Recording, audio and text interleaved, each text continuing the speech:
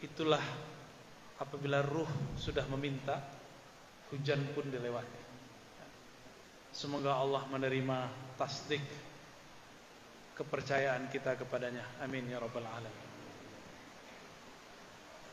Masjid sudah bagus, tinggal yang diperbagus ta'limnya. Semoga nanti masjid ini ta'limnya seindah bangunannya. Ta'limnya berdasarkan kitab-kitab Ahlus Sunnah. Ulama-ulama yang mengajar, ulama-ulama yang Ahlus Sunnah. Akidah yang diajarkan akidah awam Ahli Sunnah. Kebetulan judul kita mengenai Aqidatul Awam.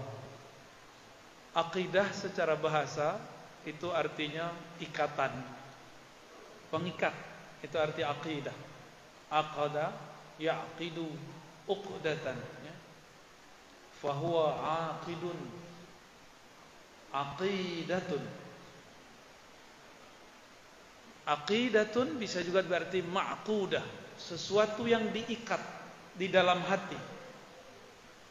Bisa juga diartikan sesuatu yang dipatrikan di dalam jiwa. Itu yang disebut aqidah. Kata kerja lainnya disebut i'taqada ya'taqidu i'tiqad, beriktikad. Sudah jadi bahasa kita ya, i'tikad baik. Tapi i'tikad dalam bahasa Indonesia artinya niat. Saya beriktikad baik, itu artinya niat. Namun dalam kajian keislaman, i'tiqad berarti usaha memantapkan keyakinan, mengikat, mematrikan pemahaman mengenai keesaan Allah Subhanahu wa taala, ya.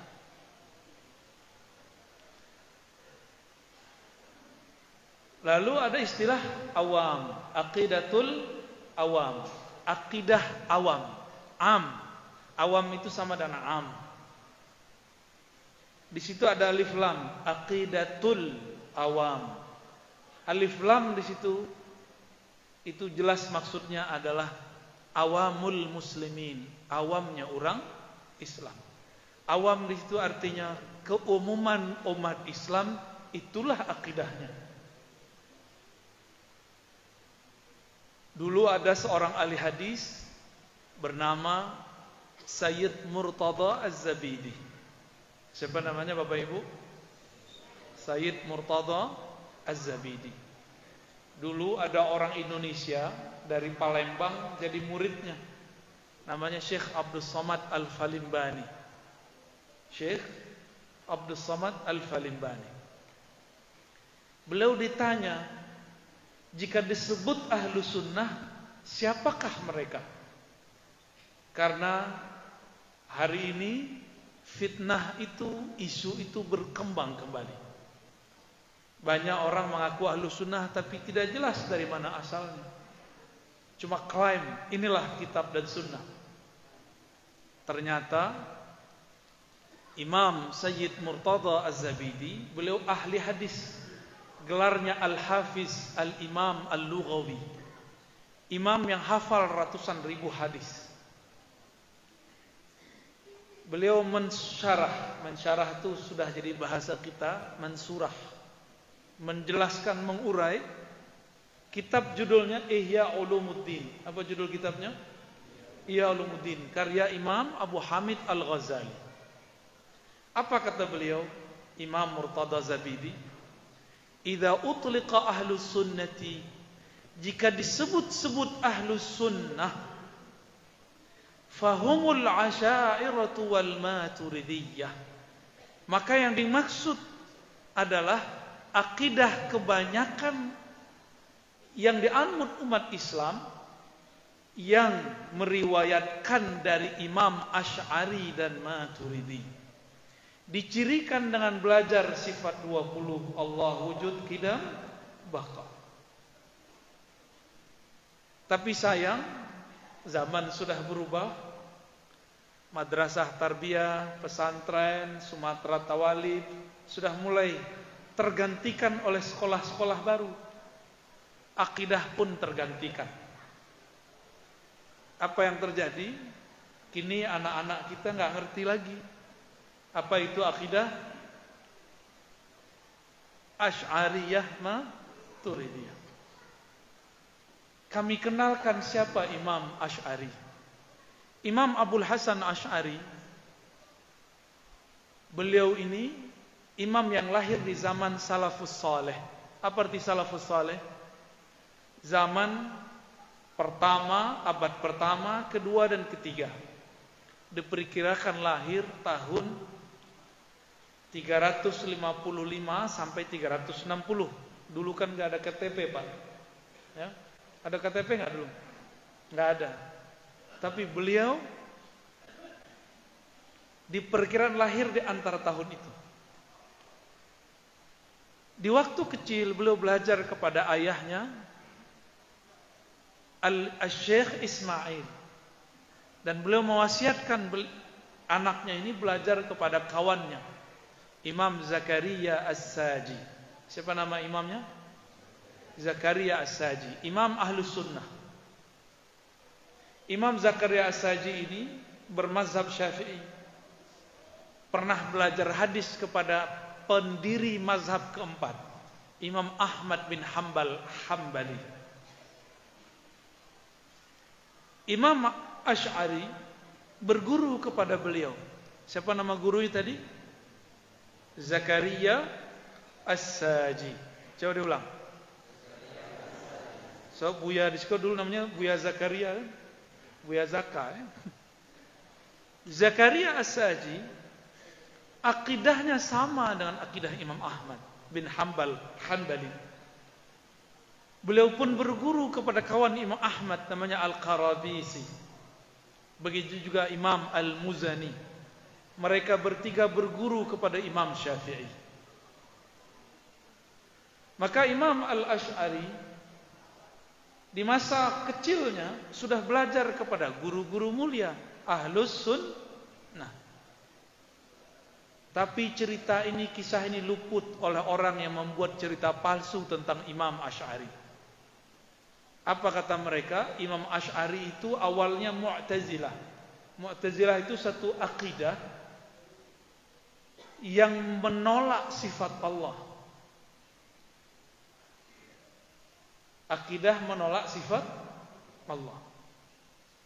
Kalau akidah Ahlus Sunnah tidak menolak sifat Allah. Imam Asy'ari itu ayahnya namanya Ismail tufiya wa huwa shaghir. Dia menjadi yatim di saat umurnya masih kecil. Lalu tidak lama ibunya menikah dengan Imam Mu'tazilah yang menolak sifat Allah tadi. Namanya Abu Ali Al-Jubbai. Bisa diulang. Abu Ali Al-Jubbai. Abu Ali Al-Jubbai ini kemudian menjadi ayah sambung plus menjadi guru daripada Asy'ari kecil. Dan itu berkembang sampai kemudian mendekati umur 40. Menjelang umur 40, gurunya Abu Ali Al-Jubbai menolak sifat Allah dan anti takdir. Jadi dua ajarannya minimal. Menolak sifat Allah dan anti takdir. Kita percaya takdir? Antu'mina bil qadar. Engkau percaya takdir khairihi wa syarrihi. Apakah itu engkau rasakan baik ataupun buruk? Jamaah yang dimuliakan Allah, dalam perjalanan itu beliau menemukan keganjilan. Kok berbeda ajaran yang ajarkan oleh Imam As-Saji? Imam As-Saji masih hidup. Dengan ayah plus gurunya, ayah tiri plus gurunya yang bernama Al-Jubbai. Tentang takdir. Menurut Al-Jubbai, Allah hanya menciptakan kebaikan dan menghendaki kebaikan. Yang buruk-buruk bukan Allah yang menciptakan. Maka bertanyalah Imam kecil ini yang sudah kemudian berumur 39 mau 40. Imam Abul Hasan Al-Asy'ari. Wahai ayahanda, Saya punya pertanyaan. Kira-kira kalau mengikuti akidah engkau bahwa Allah hanya menginginkan kebaikan, bagaimana jawabannya? Apa itu? Kata beliau Al-Imam Abul Hasan Al-Asy'ari, ada 3 orang.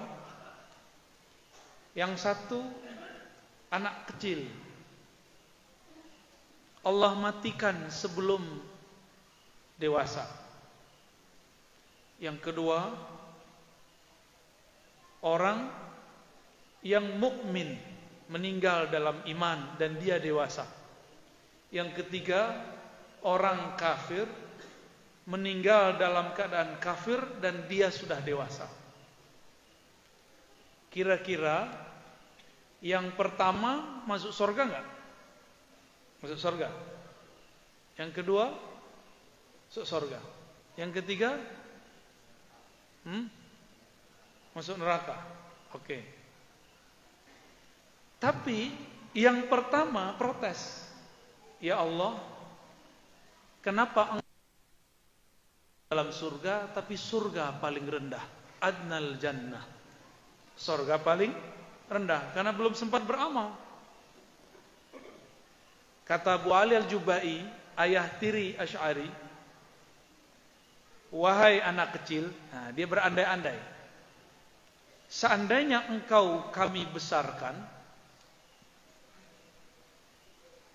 engkau tidak akan seperti orang mukmin yang besar itu. Engkau pasti mati dalam keadaan kafir. Maka aku matikan engkau dalam keadaan masih kecil. Mendengar begitu, yang nomor 3, ketiga kafir atau mukmin? Protes.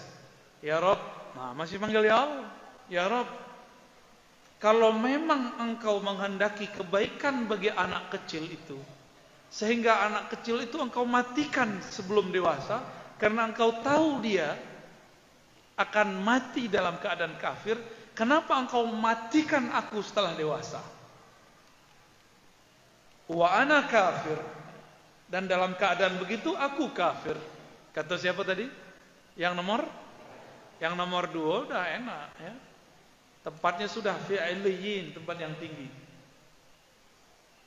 Akhirnya Abu Ali Al-Jubai, kalau bahasa orang Cikoa, cecoku. Ledo maksud. Ya. Enggak bisa jawab. Badannya berkeringat dingin. Baru kali ini ada murid plus anak dari istri, anak bawaan, anak sambung, memberi pertanyaannya lebih berat dari gurunya yang dulu memberi pertanyaan. Maka Imam Abul Hasan Asy'ari langsung berdiri dan beliau mengatakan, man arafani faqad arafani wa man lam ya'rifni fa ana aqul ana Abul Hasan Asy'ari. Siapa yang sudah kenal aku tentu sudah kenal aku. Bagaimana aku, apa akidahku, bahwa aku bertahun-tahun telah meninggalkan akidah ayahku dan guruku. Siapa gurunya pertama tadi? Zakaria As-Saji. Maka siang ini saksikan, sebagaimana aku melepaskan jubahku. Jadi belum buang jubahnya. Jubah itu beda dengan gamis. Jubah itu outer ya, kayak mantel. Kalau gamis kan satu dengan yang di atas dan sarung.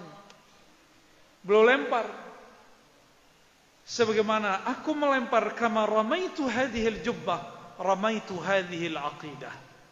Sebagaimana aku melempar akidah Mu'tazilah ini, begitu juga aku melempar. Sebagaimana aku melempar jubah ini, begitu juga aku melempar akidah Mu'tazilah ini. Kira-kira begitu. Semenjak saat itu beliau berguru kembali kepada Imam As-Saji di Tukuk Kajinyo, ya. Berguru kepada seorang sufi bernama Imam Abul Qasim Al-Junaid atau Imam Junaid Al-Baghdadi. Siapa nama imamnya? Mereka wafatnya hampir mirip ya. 197 atau 198. As-Saji dan Junaid al-Baghdadi wafat dalam waktu yang hampir bersamaan. Imam Asy'ari kembali ke akidah gurunya. Gurunya murid Imam Ahmad bin Hanbal, imam yang disimbolkan sebagai imam salafus salih. Maka akidah Imam Asy'ari tidak berbeda dengan akidah Imam Ahmad bin Hanbal. Tapi orang gagal faham. Apa kata orang? Di Payakumbuh orangnya. Kenapa engkau ikut Asy'ari? Kalau Asy'ari benar, tentu Imam Syafi'i ikut akidah Asy'ari. Kata orang Payakumbuh. Tapi tidak Payakumbuh, Paya Basuang doh.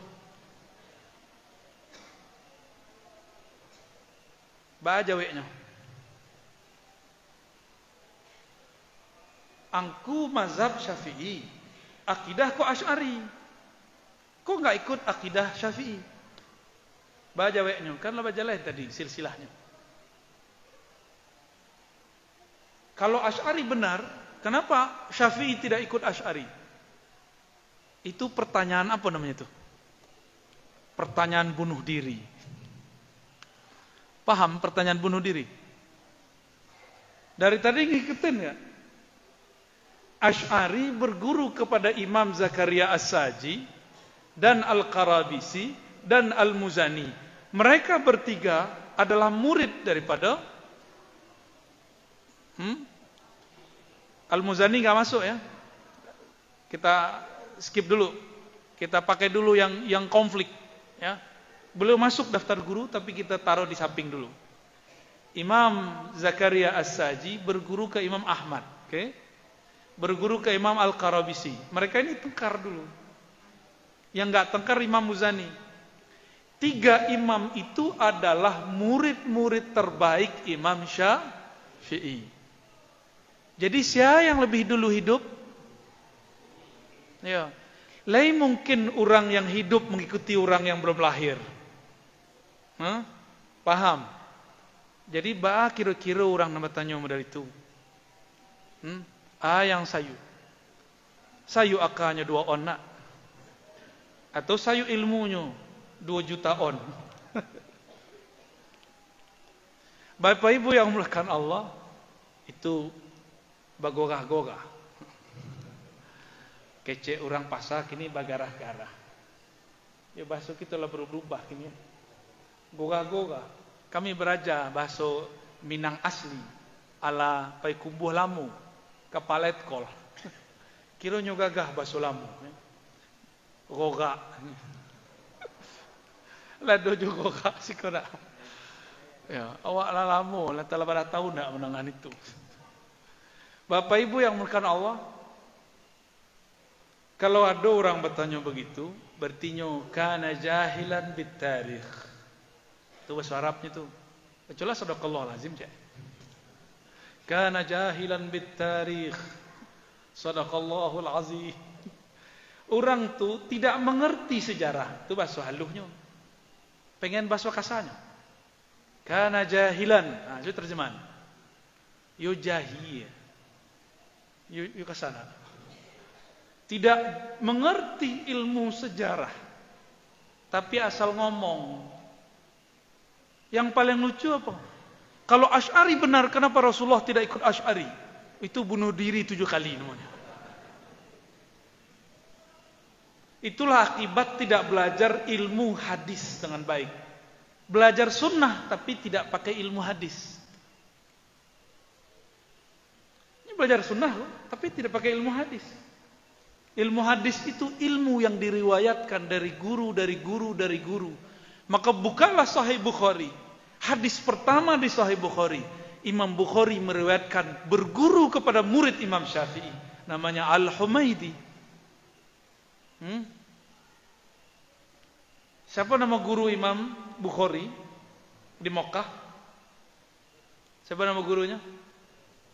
Al-Imam Al-Humaidi, Abdullah ibn Zubair Al-Humaidi. Beliau mengajar di Mekah. Adalah orang yang dulu mengikuti Imam Syafi'i belajar kemanapun pergi.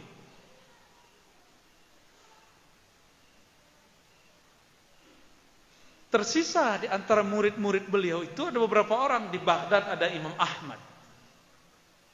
Di Mekah ada Imam siapa tadi? Al-Humaidi. Imam Bukhari itu ahli hadis. Beliau datang ke Mekah cari guru, bukan langsung kepada Alkitab dan Sunnah. Beliau cari dulu guru.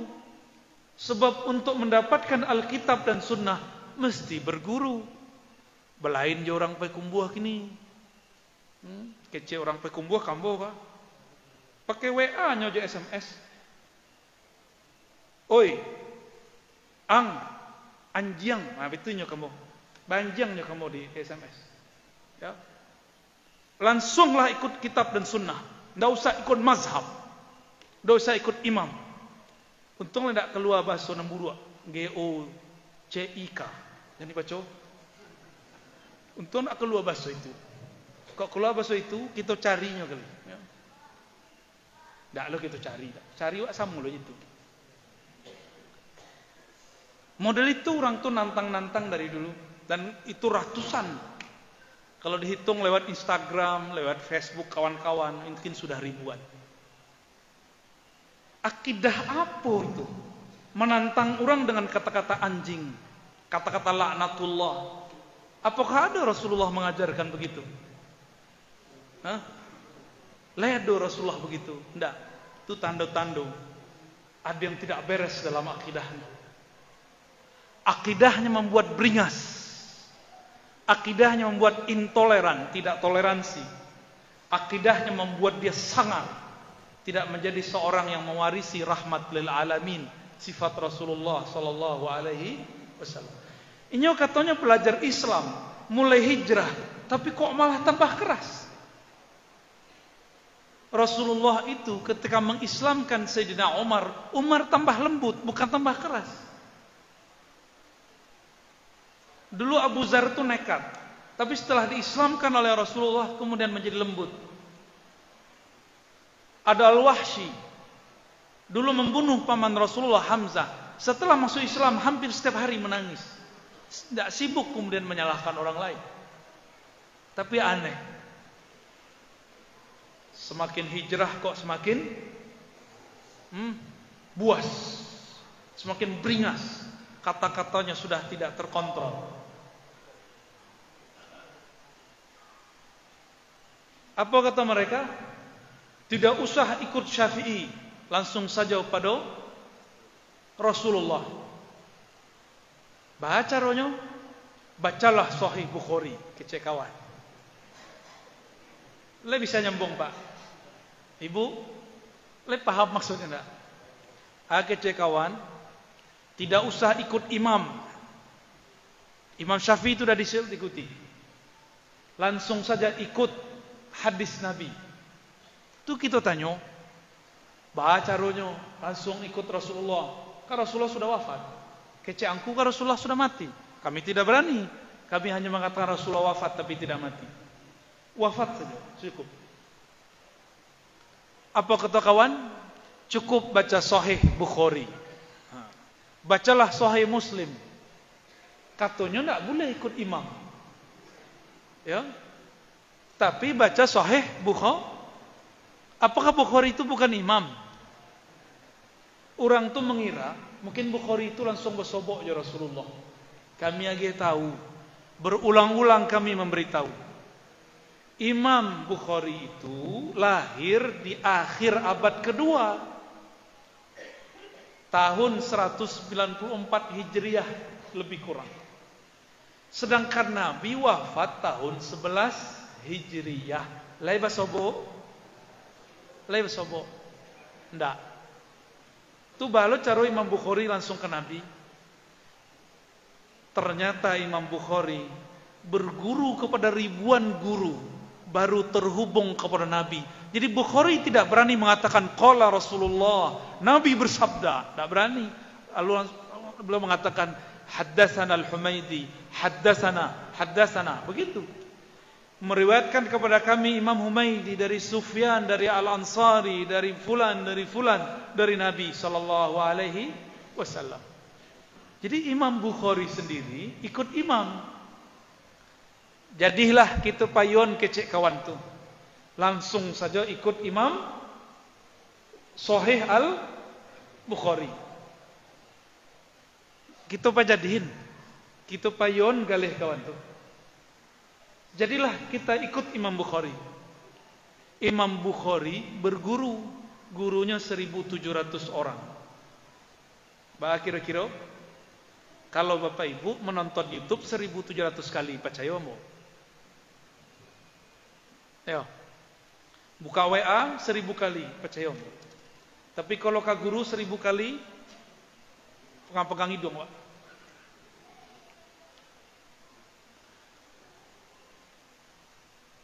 Jadi kalau ada orang mengatakan, apa tadi di depan? Kenapa ikut Asy'ari? Kamu kan mazhab Syafi'i. Seharusnya akidahmu akidah Imam Syafi'i. Dibawa oleh kawan sebuah kalam Imam Syafi'i. Imam Syafi'i berkalam. Apa kata Imam Syafi'i? Hukmi fi ahli kalam.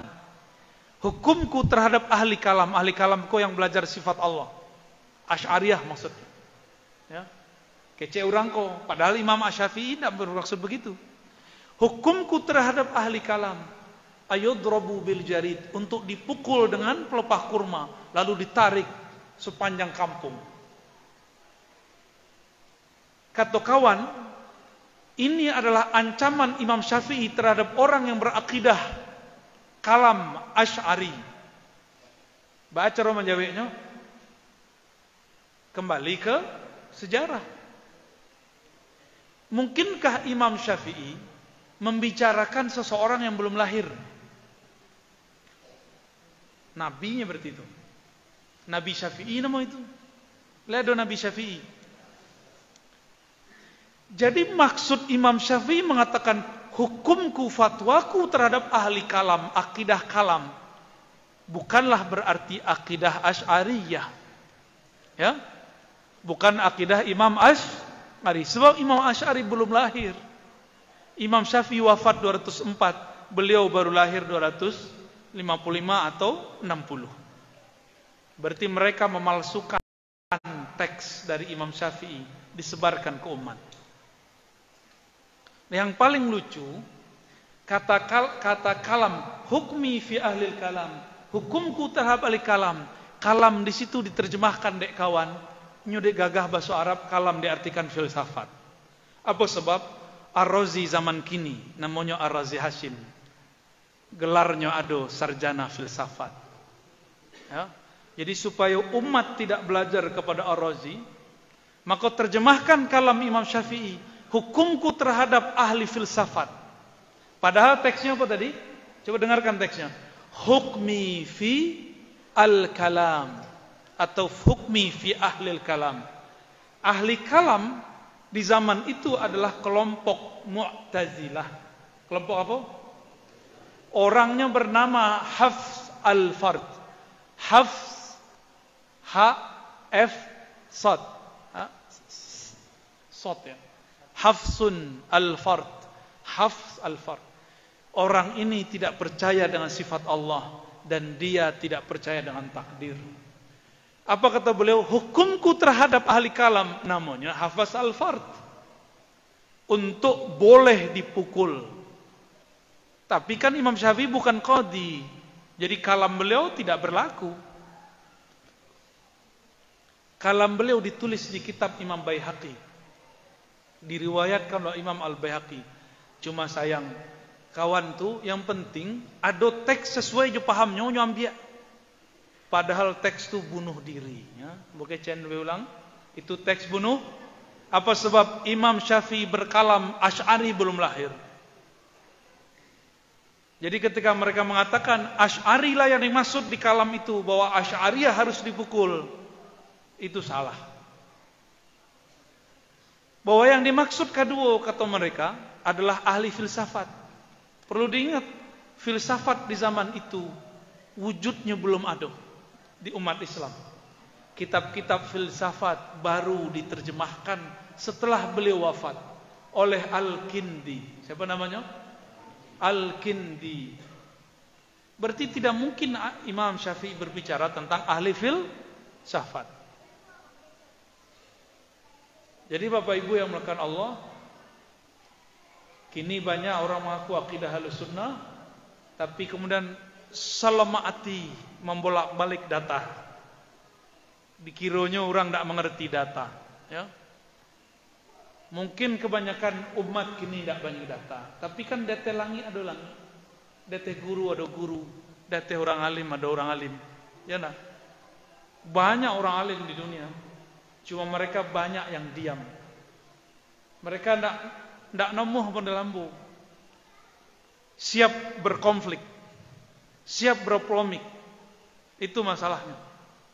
Kami kemudian merenung lama. Lama maino-inoan.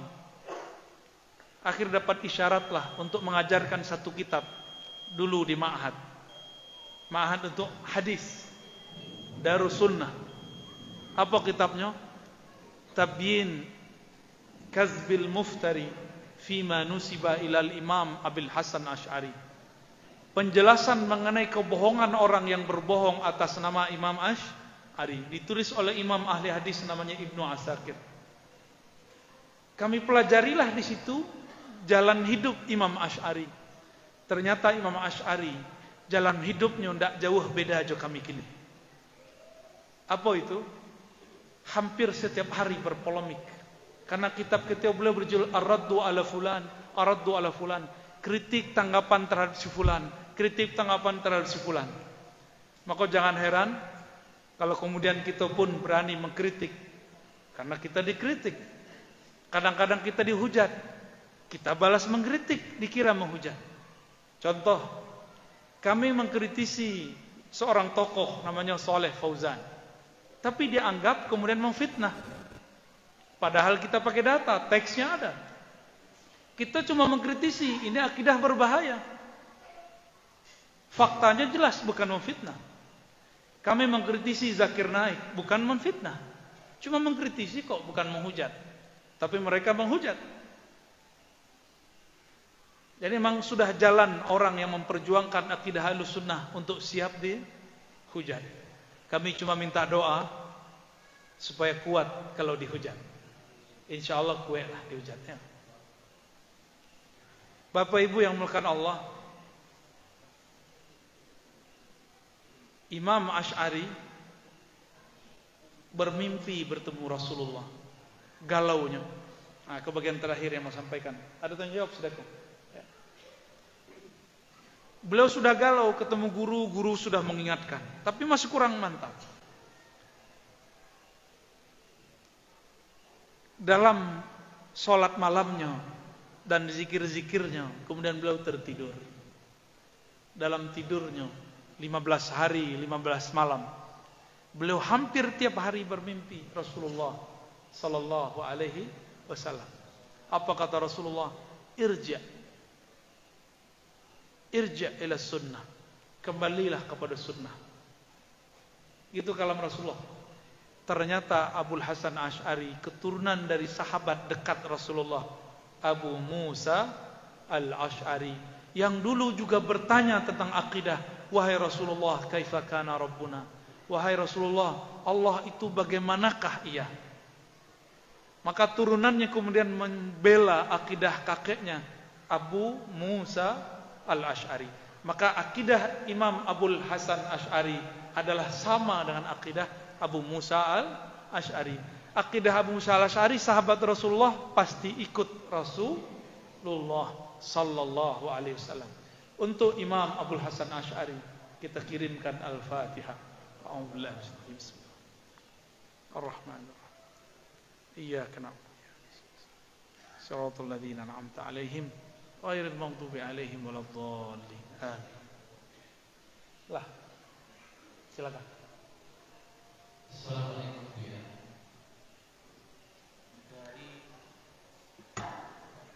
Dari ceramah yang di YouTube, supaya dapat beberapa kesimpulan untuk hari akhirat, kita perlu 3 hal. Pertama, bersih dari dosa. Kedua, kenal Allah. Ketiga,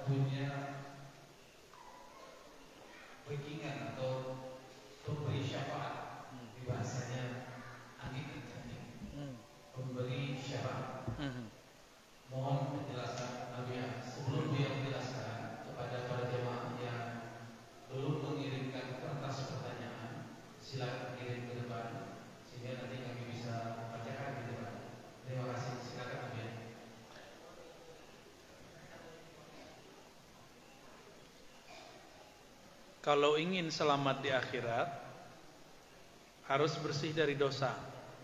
Layado Bapak Ibu yang bersih dari dosa. Termasuk ambo. Kami bukan hamba yang bersih dari dosa.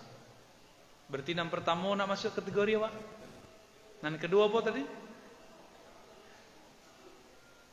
Kenal Allah. Kenal Allah. Lai kenal Allah. Kenal Allah itu ada 4 jenisnya, 4 tingkat.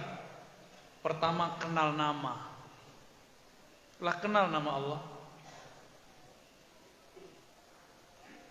Allah itu punya nama 99, disebut Al-Asma'ul Husna.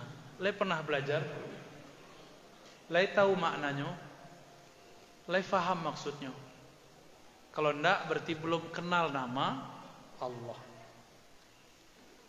Semakin faham nama, semakin tinggi derajat di sisi Allah. Yang tahu kawan awak, misalnya ambo menyontoh nurang dakes lah. Pak Letkol Firdaus ko, ambo panggil udah. Sebab dulu kami mengaji sama-sama. Kami panggilnya udah. Walaupun di kantor dia panggil apa? Pas kami ke rumahnya, dipanggil ayah atau apa udah? Ayah, ya.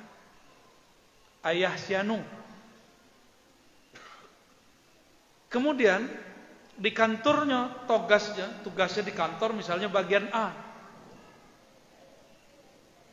Dan gelarnya aduh sarjana alam gaib, SAG. Mohon maaf, biar gagas deh. Kalau kami kan enggak, hanya dokter. Kalau SAG kan tahu jualan gaib. Tahu je beliau, bahkan tahu je bahasa-bahasa beliau, tahu je rumah-rumahnya, tahu je gala-galanya ketika masuk ketek. Tahu namanya, gelar-gelarnya, berarti sangat dekat dengan beliau. Ya dah. Awak kenal je orang, ini kinilah jadi pejabat misalnya. Tapi awak tahu nama keteknya, di jalan awak panggil nama keteknya. Lain menolehnya dah. Pasti nolehnya. Kita panggil Buya. Itu banyak orang macam lihat sebanyak aku Buya. Tapi panggil nama keteknya. Pasti kemudian melihat. Oh, gitu. Semakin kenal dengan seseorang, maka semakin kenal nama-namanya.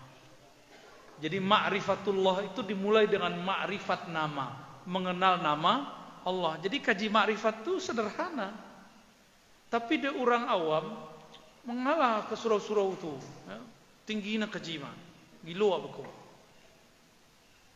Orang hanya ingin sedang menikmati satu nama di surau-surau suluk itu, yang hanya satu nama yang mau dinikmati, yaitu nama Alif Lam Lam Ha. Allah. Itu saja yang diulang. Itu tanya ke Buya-Buya. Setelah ini kita kajian di Taram. Kami mensyaratkan ke pengurus, tolong hadirkan Buya Angkumudo Sawir. Walaupun tadi siang ketemu di Almanar. Apa sebab kami kenal beliau, namanya sangat harum. Dari umur 20 tahun sudah rajin mengajarkan zikir dan mengamalkannya setiap malam. Tanya ke beliau, 50 tahun lebih belajar zikir dan mengajarkan zikir. Apa yang diajarkan? Lafaz Allah. Tidak lebih. Tapi dengan itu beliau Allah muliakan. Kata beliau tadi, dek gara-gara kaji ustad di YouTube, ini banandanya. Dek gara-gara kajian anda di YouTube, lah marasai ambo. Marasai ba'ala bu ya. Ambolah 15 malam, ndak lalu. Bada beritu bu ya. Setiap malam ada jo tamu ingin belajar nama Allah. Itu kecek beliau. Kira-kira kami salah atau benar? Beliau letih tapi senang. Beliau lelah tapi bahagia. Seharusnya orang kurang lelah 15 hari, Oyong. Lihat ada bahasa oyong. Nah. Goyangnya Pak. Tapi beliau tidak pernah kami lihat goyang. Stabil. Sebab dari umur beliau 20, kini umur 70-an. Sudah biasa berzikir malam hari. Ketika orang tidur beliau zikrullah. Hanya ingin mencicipi satu nama. Allah. Itu ya. Cuma beliau metodenya ada dua. Ada kan metode jahar, zikirnya keras, la ilaha illallah. Bentuk orang tadi tahlil. Jangan-jangan murid Buya tuh. Buya Angku Mudo Sawir. Buya yang setelah tua pun masih dipanggil Mudo. Angku Mudo Sawir. Yo ya kan? Baun-baunnya ke situ.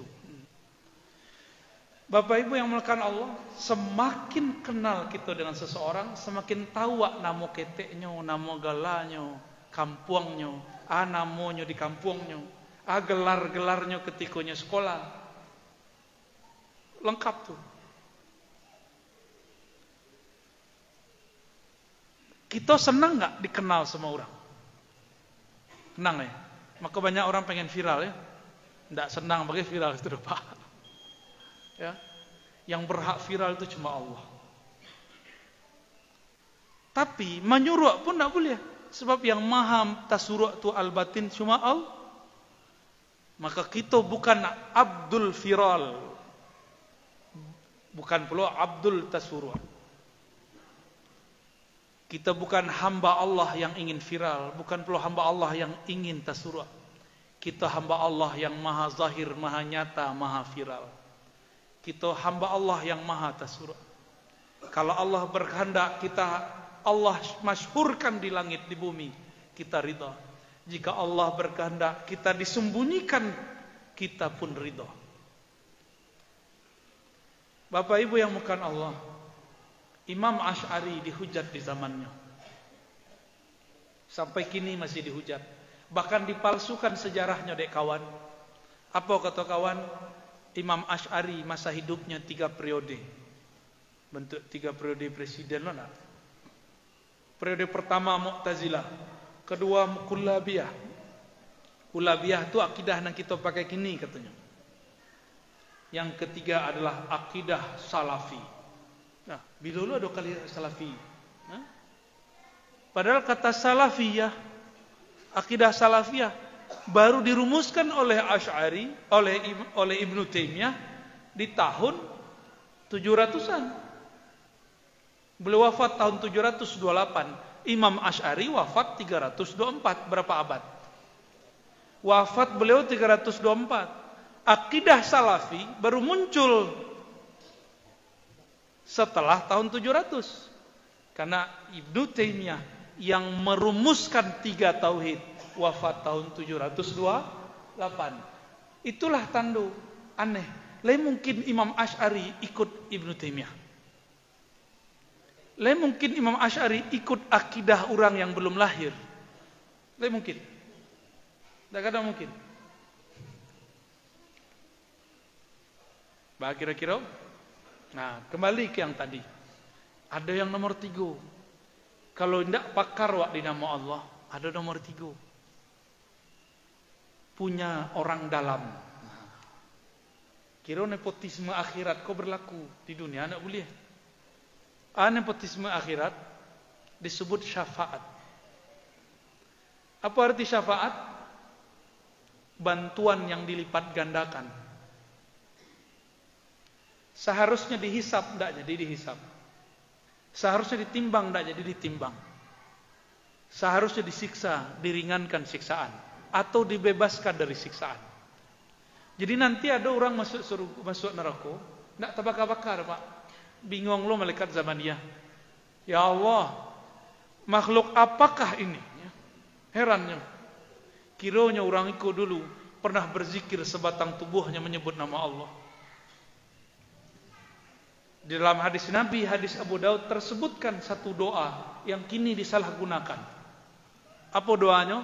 Bismillahilladzi la yadurru ma'asmihi syai'un fil ardi wala fis sama' wa huwas samiul alim. Dengan nama Allah, siapa yang bersama dengan namanya, tidak ada yang akan menyakitinya baik di langit atau di bumi, hatta sampai ke neraka. Jadi itu ada yang kelewat itu. Ya. Biasanya kalau ada orang hendak dimasukkan ke dalam neraka, Allah sidang dulu, bedah dadanya, ada nggak kalimah Allah di kalbunya. Kalau enggak, baru dimasukkan ke penjara bernama neraka. Tapi lain orang surangko, bisa menyurakkan, menyembunyikan kalimah dalam dirinya.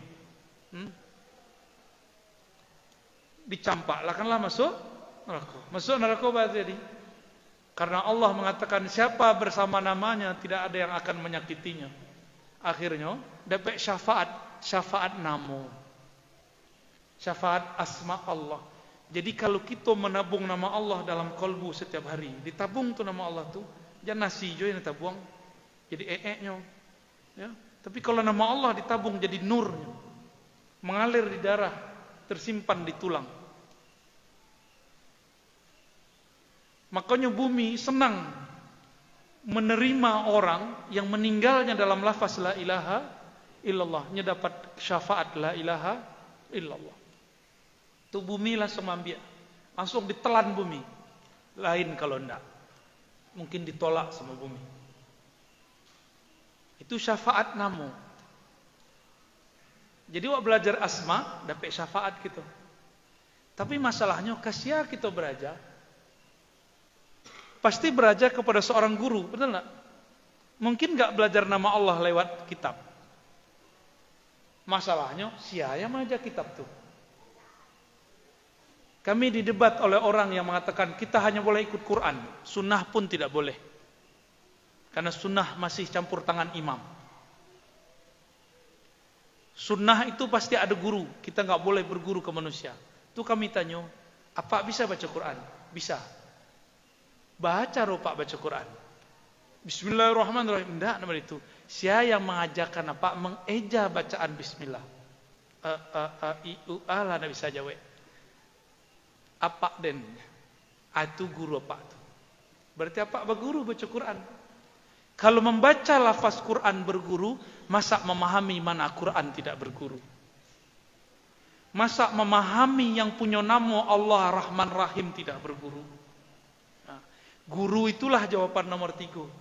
Backing orang dalam. Syafaat guru. Guru itu dapat syafaat dan bisa memberi syafaat karena ilmunya terhubung bersanad kepada Rasulullah sallallahu alaihi wasallam. Kalau langsung wak mengaku, langsung saja kepada Allah dan Rasul. Nanti Rasulullah bertanya, dari mana engkau? Maka aku ngaku, ikut aku. Mana buktinya? Kalau ada orang mengaku, kambo, Buya, ambo anak Buya. Itu apa tanya? Dari amak nan kabarah. Itu Pak. Oh si anu. Nggak ada bini dan itu punya anak angku. Berarti angku itu anak palsu. Mungkin arazina lain. So arazina niko masih cie. Kira-kira model itu. Ada orang mengaku Habib zuriat Rasulullah. Juga membuktikannya. Siapa apa angku? Maka dijawablah oleh Habib itu nanti di akhirat. Aku bin Fulan bin Fulan bin Fulan bin Fulan bin Fulan bin Fulan bin Ali bin. Itu jelas. Oh berarti cucuku. Kalau mengaku kini, kami ikut manhaj Rasulullah. Nanti Nabi tanya, siapa guru engkau? Sebab Nabi mengatakan, setiap kelompok dari 73 itu masuk neraka illa firqah wahidah. Siapakah yang wahidah yang satu itu? Ma'ana alaihi wa ashabi. Yang ikut aku dan sahabatku. Kenapa Nabi tidak mencukupkan aku? Karena tidak semua orang bertemu denganku. Maka bertemu dengan sahabatku cukup. Itu namanya sanad, silsilah. Jadi Bapak Ibu, perbanyak guru. Nanti tambah banyak syafaat. Itu jawaban nomor 3 ya. Selanjutnya, dalam surat Asy-Syura ayat 88 yang artinya hari yang tiada berguna harta dan anak kecuali yang datang kepada Allah dengan kalbu salim.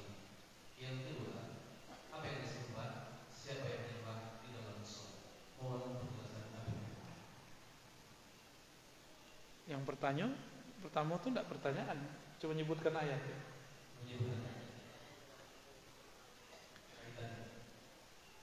Surat Zukhruf, begitu saja satu ayat sebelum ayat kursi itu menyebutkan hal yang sama. Ya, begitu juga di akhir surat Luqman menyebutkan yang sama. Ya, bahwa di akhirat nanti tidak ada yang dapat memberi syafaat. Syafaat secara nasab. Gitu. Mungkin maksud apa?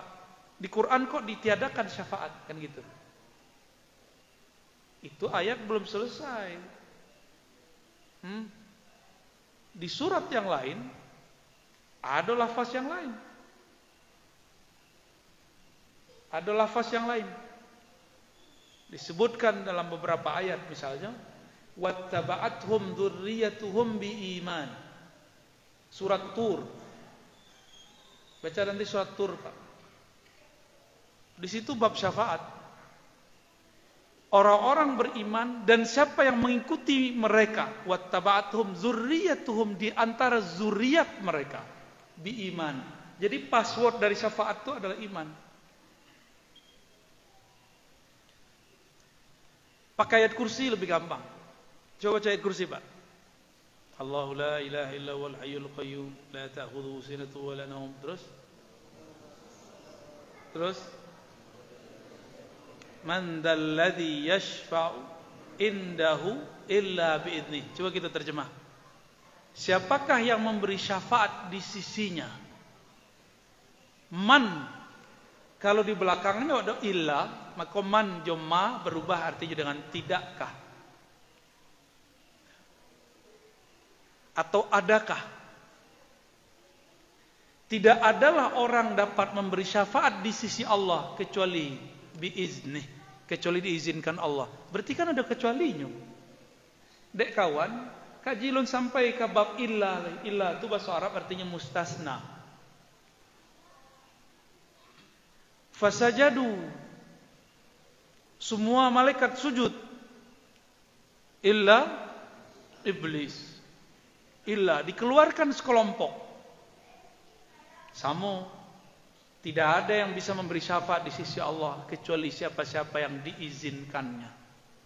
Siapa yang dapat izin? Nabi menjawab di Sahih Bukhari, Sahih Muslim. Bacalah Sahih Bukhari, Sahih Muslim. Jadi orang kini belajar Sahih Bukhari Muslim pun mungkin saya cek 2 hadis saja. Yang cocok denyo belum. Ya. Hadis kullu bid'atin kan tidak ada loh di Sahih Bukhari itu. Lihat ada hadis kullu bid'atin dolalah di Sahih Bukhari kan tidak ada. Di Sahih Bukhari disebutkan apa kata Nabi? Nanti di akhirat semua nabi pun butuh syafaatku. Jika datang para nabi membawa umatnya, maka aku berdoa kepada Allah lalu sujud. Saat aku sujud Allah berkalam, Ishfa tu syaffa. Itu di Sahih Bukhari itu. Berilah pertolongan syafaat. Engkau sekarang diizinkan memberi syafaat. Itu Sahih Bukhari itu. Ada pula di Sahih Muslim Kitabul Iman. Bab mengenai iman. Berarti ada. Bahkan di Sahih Muslim disebutkan syafaat itu ada dari malaikat, dari orang soleh, dan kemudian syafaat ketika orang beramal. Syafaat Quran ya. Itu bisa. Jadi syafaat itu banyak. Ayat yang ada tadi itu bukan meniadakan syafaat. Ayat itu sedang meniadakan ketergantungan kita dengan makhluk. Kira-kira begitu ya. Selanjutnya, Allah itu menurut langit dan bumi. Allah beserta kamu di mana kamu berada. Mohon penjelasan. Surat An-Nur itu ya 35. Allahu nurus samawati wal ardh. Apa terjemahannya? Allah lah cahaya langit dan bumi. Apa maksud itu? Lai bisa orang hidup tanpa cahaya? Apakah bisa pohon tumbuh tanpa cahaya? Bisa enggak? Maka nur bisa berarti sumber kehidupan. Allahu nurus samawati wal ardh. Allah lah sumber kehidupan langit dan bumi. Itu satu makna. Ada makna lain? Ada. Nabi berdoa, Allahumma ja'alni nura. Ya Allah, jadikan aku nur. Apa arti nur tadi? Ambo bertanya ke Bapak Ibu, apa arti cahaya? Ma cahaya tu? Cahaya, makini cahaya. Kalian nampak cahaya? Lampu nampak tak? Apa perbedaan antara lampu dan cahaya?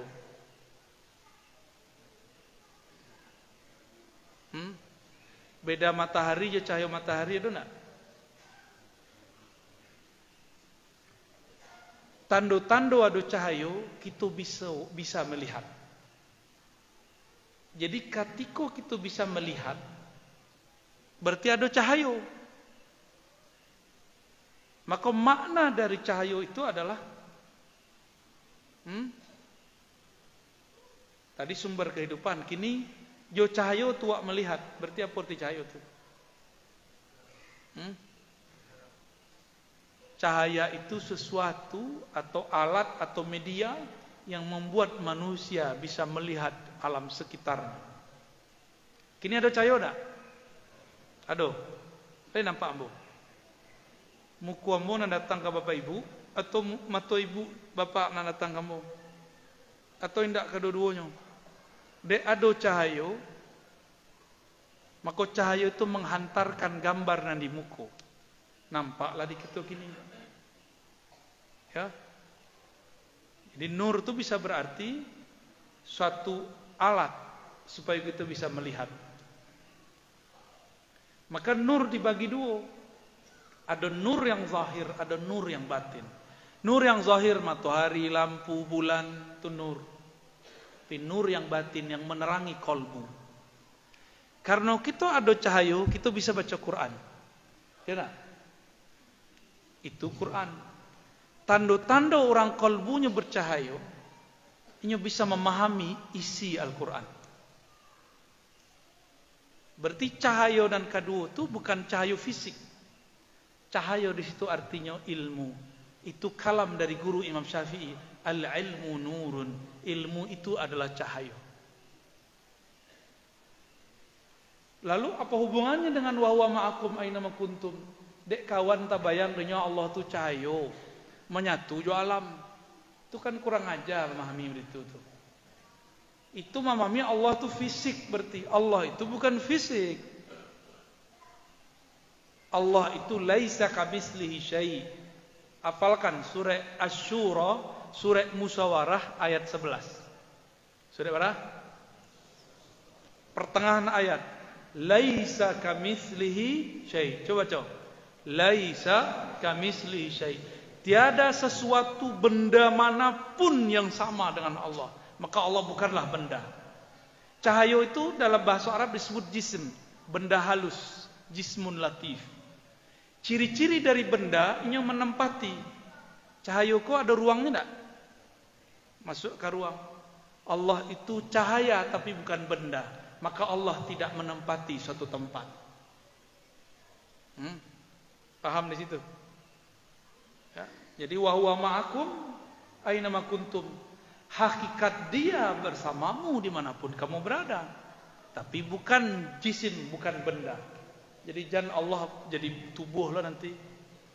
Allah jadi benda nanti. Ya. Kurang pas itu ya, tak sopan itu. Ya, lanjut. Terakhir, masih ada? Ya.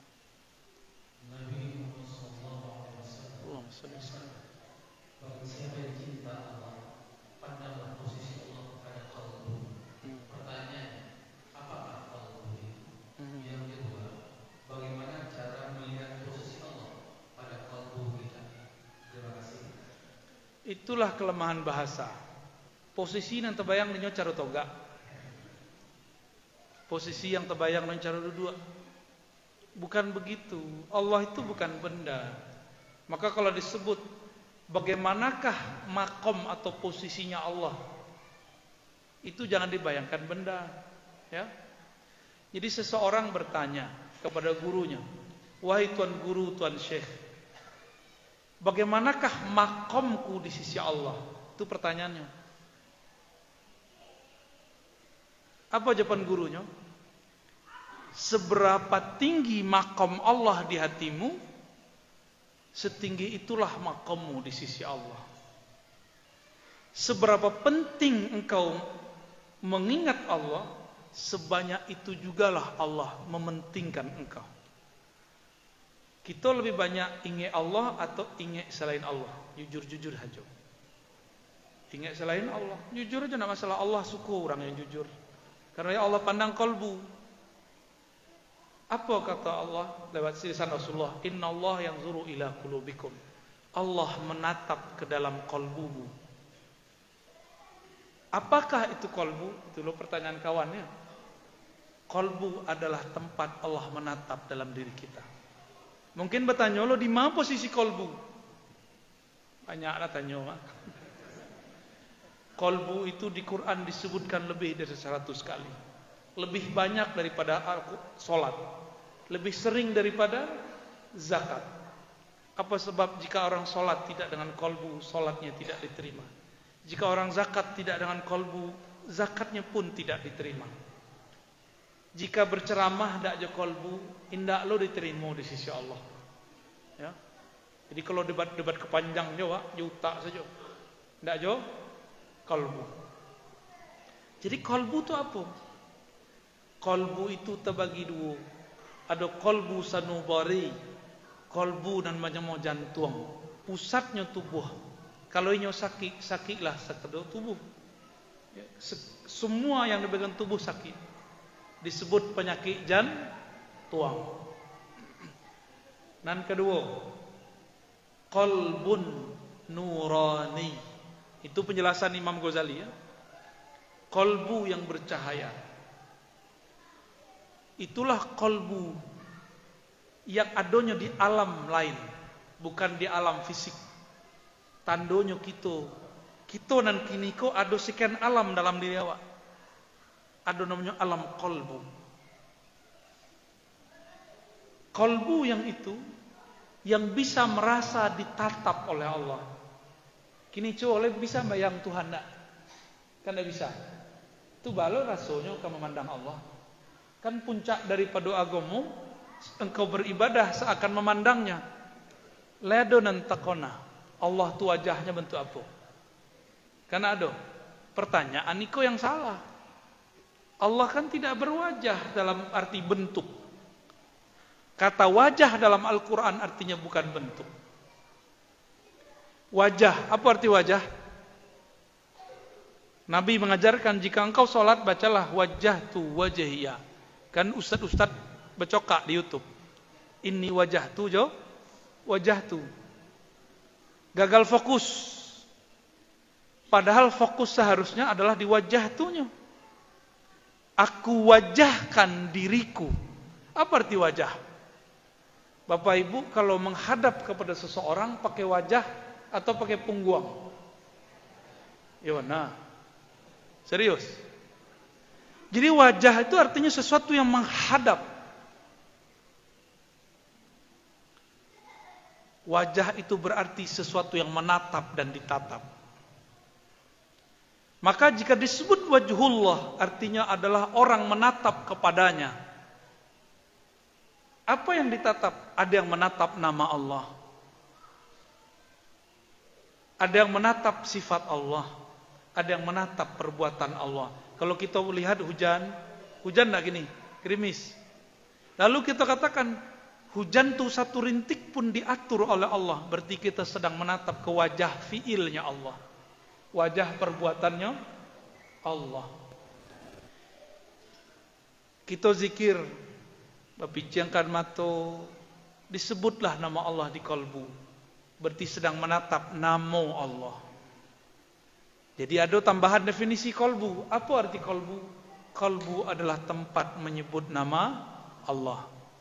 Di dalam Al-Quran didefinisikan masjid. Masjid itu adalah tempat turfa'a, diangkat padanya ismu, nama-nama Allah. Kalau seandainya misalnya ke masjid awak kan larancak kok. Masjid awak runtuh sadonyo. Lebih saja menyebut nama Allah. Berarti masih ada masjid. Kalau dulu ulama mengatakan qalbul mu'min baitullah, qalbu orang beriman itu rumah Allah. Kalau ambo mau ganti ste. Qalbul mu'min masjidun yu'badu fiha Allah atau yuzkaru fihi ismullah. Qalbu itu adalah tempat menyebut nama Allah.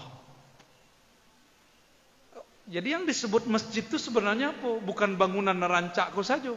Maka bangunan yang rancakku, kalau tidak diiringi dengan zikir qalbu dari para jamaahnya, hilanglah masjid yang hakiki.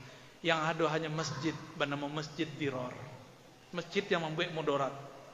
Ya, maka nanti masjid kita jangan dijadikan tempat debat, tempat mengaji kitab aja. Jadi baca roh mengurangi debat, banyak-banyak ngaji kitab. Kan guru-guru kita masih banyak, ya. Buat pengajian kitab di siko, ya. Dah mesti guru tu masuk ke YouTube. Tak temuek guru tu dah masuk YouTube. Ya, YouTube terlalu kecil untuk seorang guru dari kampung kita, ya. Bapak Ibu yang makan Allah, paham di situ kata wajah, ya. Jadi jangan dibayang-bayangkan Allah itu jisim benda. Mahmata sawarta bibalik, fallahu bikhilafi dzalik. Apapun yang engkau bayangkan tentang Allah, Allah bukanlah seperti itu. Sebab utak itu punya rumus. Apa rumus utak? Tidak bisa memikirkan sesuatu yang tidak pernah dia temui. Pernah enggak utak bertemu Allah? Tidak pernah. Maka jangan pikirkan Allah dan utak. Sebut saja namanya. Hayati sifatnya. Nanti Allah akan mengenalkan dirinya kepada kita. Selanjutnya, bagaimana cara menyikapi perbedaan yang ada? Yang kedua, apa benar sholat di masjid yang ada kuburannya tidak sah? Mohon penjelasan. Nan kedua ya nak kece orang di Pakumboh, ya. Pakumboh ya orang ya. Hebat nak ini orang Pakumboh. Tersinggung pada cak nah. Kece kawan nambu sama pemainan. Dulu solat di masjid yang ada kuburannya, solat tidak sah.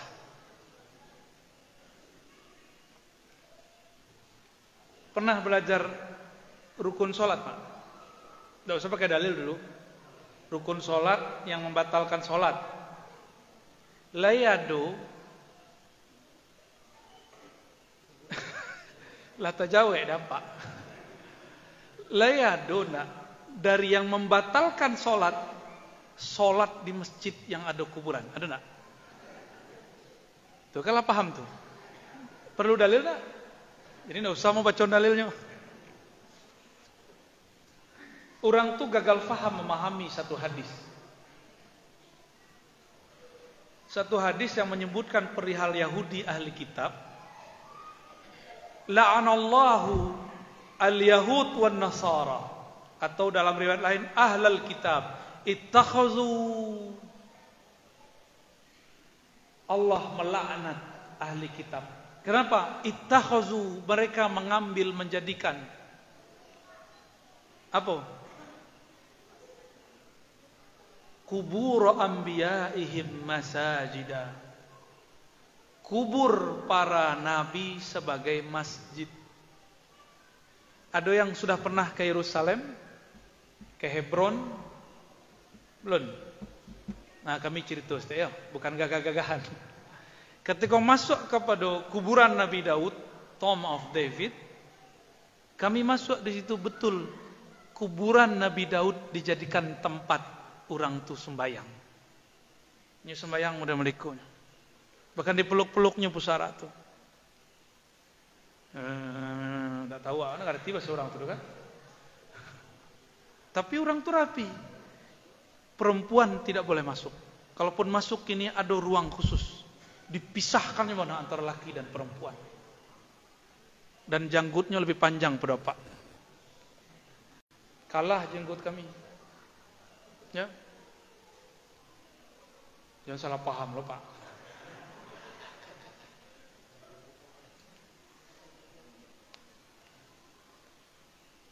Orang-orang Yahudi itu menjadikan kubur untuk disembah,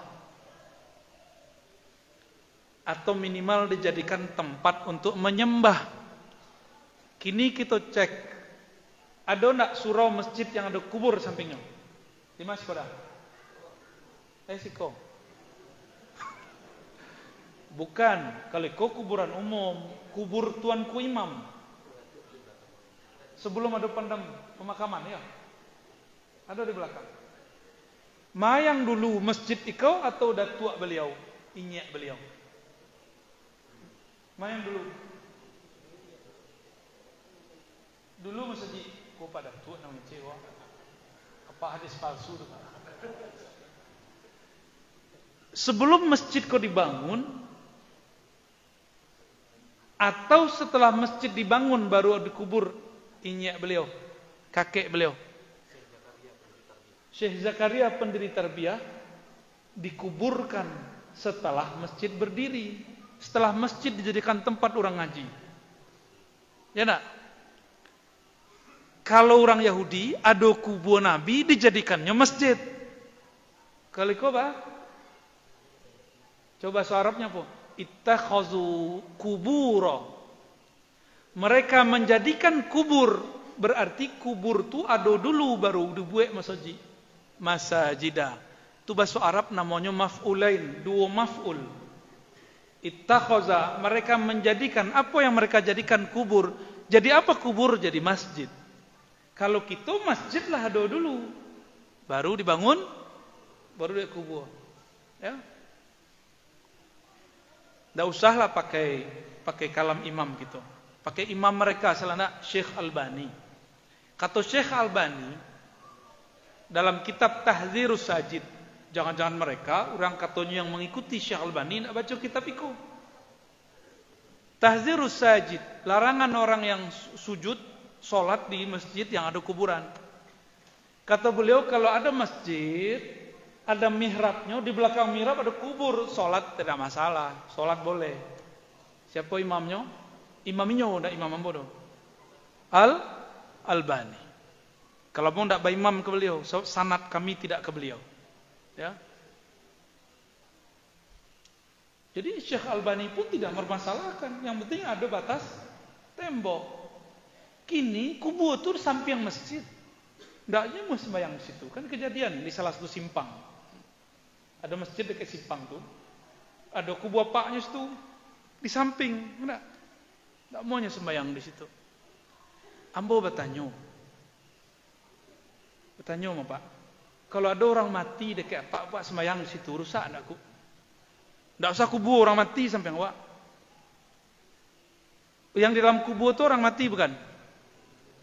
Ada orang mati di muka awak, atau awak sembahyang, batal enggak sah? Batal enggak salat awak? Bijonya kuburan tuh orang mati. Awak sembahyang di sampingnya. Batal enggak salat awak? Ya enggak ada. Enggak batal kan? Apa urusannya sholat batal karena ada kuburan di masjid? Tidak ada urusannya, tidak ngerti fikih berarti orang tuh. Sebab Syekh Albani tidak berfikih. Dia buat fikih yang baru. Dia mengkritisi Imam Abu Hanifah, Hanafi. Mengkritisi Imam Malik, Maliki. Mengkritisi Imam Syafi'i, mengkritisi Imam Ahmad bin Hanbal, Hanbali.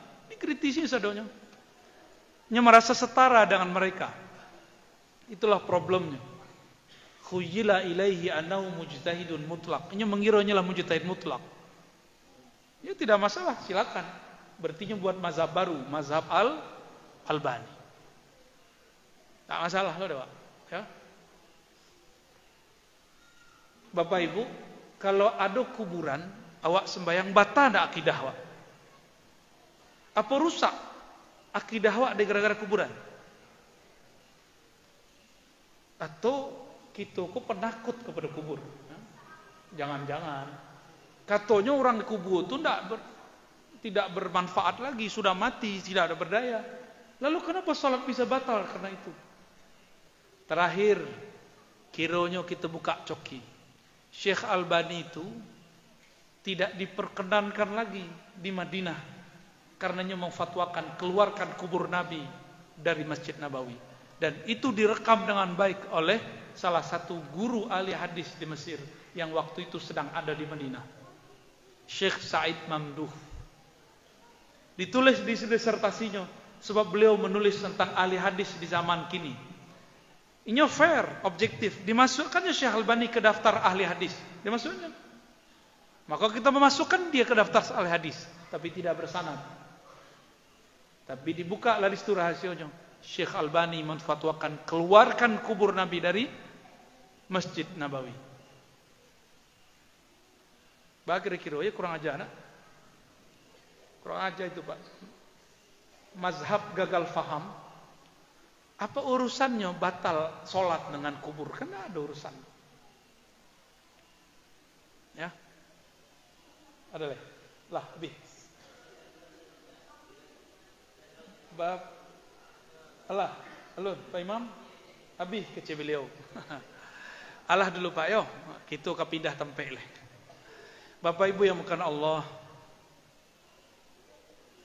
akidah Ahlussunnah itu sederhana. Akidah yang diriwayatkan dari Nabi. Nabi meriwayatkannya kepada sahabat-sahabat terus berlanjut sampai ke guru-guru kita sampai kini. Maka jaminan akidah kita sahih, kita berguru kepada seorang guru atau beberapa guru. Jadi kami menghimbau, mari hidupkan lagi tradisi berguru. Ngaji kitab risiko, ya. Baca kalam-kalam yang indah. Ya. Kalau ada nanti singgung, mohon maaf. Emang maksud kamu menyinggung. Semoga kajian itu diridai oleh Allah SWT. Kita yang hadir diterima sebagai hambanya. Kita yang hadir dianggap sebagai umat Nabi Muhammad yang patuh kepadanya. Dengan segala macam dosa yang kita punya, semoga Allah menutup aib kita semua. Amin ya rabbal alamin. Allahumma ya rahman rahim karim ya azim. Salli ala nabiyina Muhammad. Ya Allah, sampaikan salam kami, rindu kami kepada baginda Nabi Muhammad sallallahu alaihi wasallam. Allahumma ya ghafar ya ghafur.